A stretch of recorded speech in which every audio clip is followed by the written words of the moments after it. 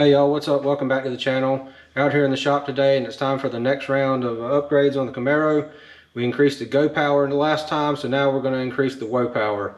So we've got new pads, we've got stainless braided brake lines, and we've got new fluid, and we're going to get everything changed and get the pads broken in. I've already got the rears installed. I didn't really think about filming this morning, but got it now.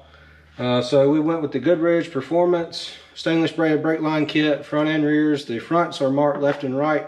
The rears don't matter. You want to make sure that your lines line up and they didn't send you the wrong ones before you go take everything off and waste your time.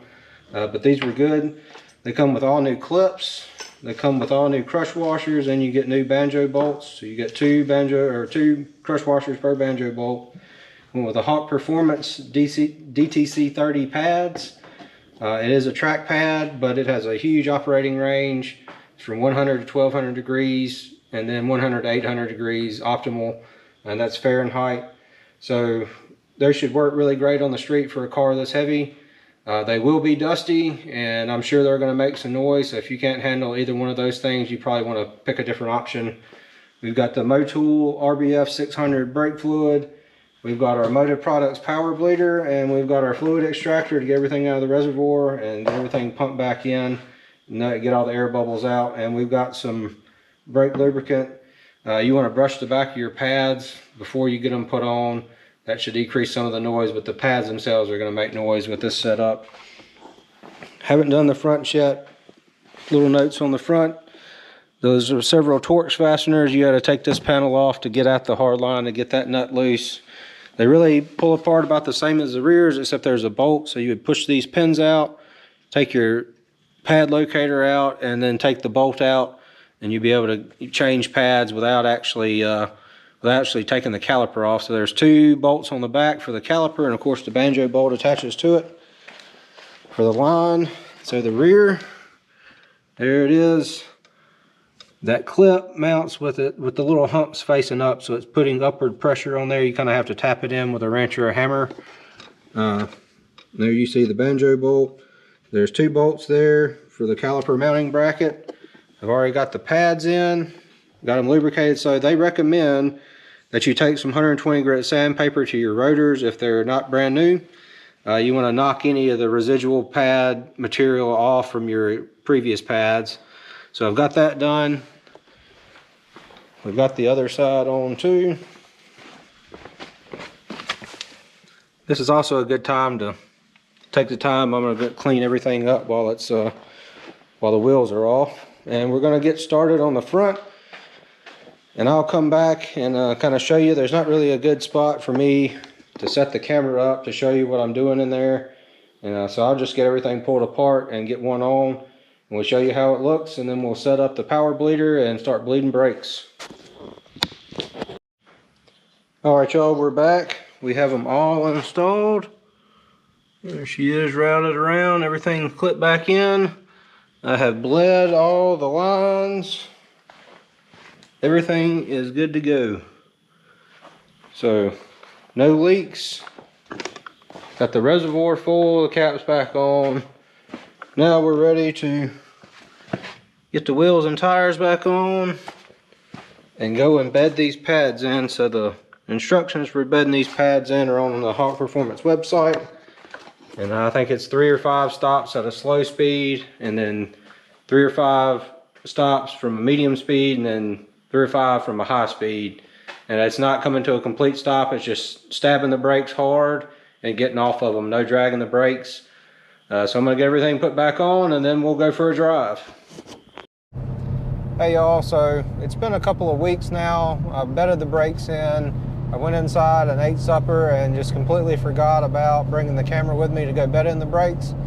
And so if you get on Hawk Performance website, they tell you how to bed in the motorsports brake. So it says 5, it's not stops, but you want to get on the brakes hard 5 times from a medium speed, then from a higher speed, and then from race pace speed.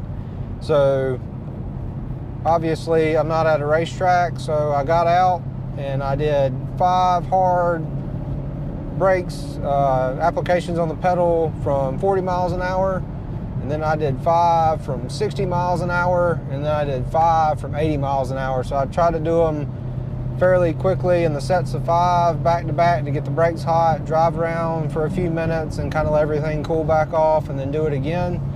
So after you do your stuff at the higher speed, you don't really want to touch the brake pedal. And you also, when you're doing this, you don't want to drag the brake. You want to be on the brake pedal and then back off of it. But after you do your last set, you just want to drive around for a while and try not to touch the brakes again. I managed to be on these back roads where I could just not stop anywhere, and just kind of slow down using the gearing to turn and get into my yard and just let it coast to a stop and let them cool it all the way off. Haven't had any issues or anything. They are squeaky. It's typically at lower speeds when they squeak. I really can't hear it with the window up. The car does have the valves open all the time for the exhaust, so it's not exactly quiet. It's not loud in here, but I can't hear the squeak. With my window crack, which is usually how I drive, I can hear the squeaking. It doesn't bother me. It's not the metal on metal from the back of the pad and the piston touching each other. It's just the pad material itself, and it is no big deal. They are very dusty.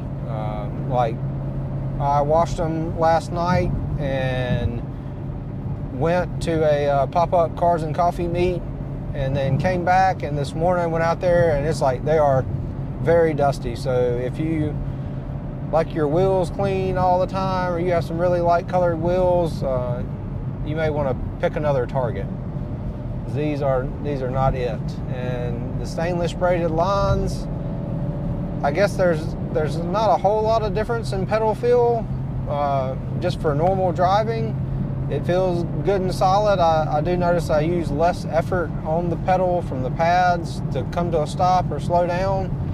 But under max braking, I don't feel any shudder through the pedal from the ABS. There's no chatter.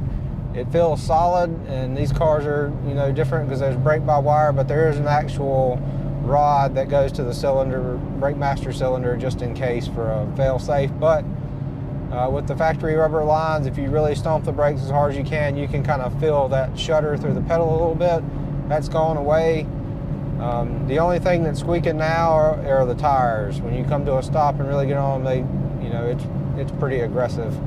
So we're coming up towards the house here, and I'll get on this straightaway and kind of get on the brakes pretty hard. And my GoPro keeps dying, piece of junk, but we're on the straightaway now. I don't want to get up to speed, and then we'll come to a stop before we turn.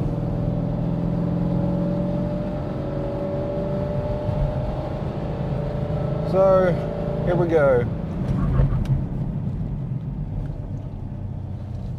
Very aggressive. They really stop. Like I said, the pedal feels good. Doesn't do anything funny. When they bite, they bite. The initial bite is good, and then the more pressure you put, the more stopping power you have. I guess I've never had any motorsport type pads, so new thing for me, but they definitely stop better than the factory pad did. All in all, I think we've got a good upgrade as far as what I'm trying to do with the car. Sorry I didn't bring you all along for the bed-in procedure, and I didn't show very much as far as the install, but it's a pretty simple install. If you're not confident in something, I would take it to a shop and let them do it, because you are dealing with your brakes, and it is the most important thing you have.